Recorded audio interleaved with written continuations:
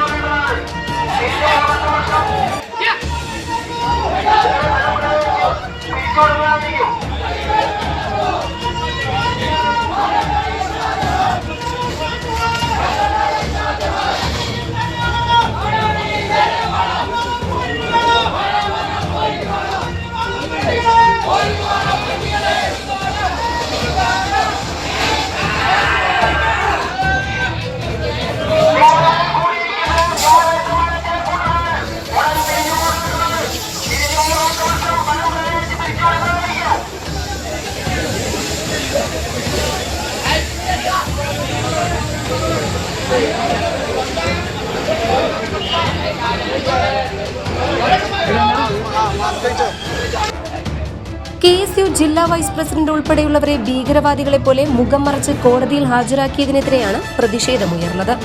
പോലീസിന്റെ ഈ നടപടിയെ മജിസ്ട്രേറ്റ് കോടതി വിമർശിച്ചിരുന്നു. പ്രതിഷേധ പ്രകടനമായി എത്തിയ പ്രവർത്തകരെ മാരിയമ്മൻ കോവിലിന് സമീപം പോലീസ് ബാരിക്കേഡ് വെച്ച് തടഞ്ഞതോടെയാണ് ഏറ്റുമുട്ടലുണ്ടായത്.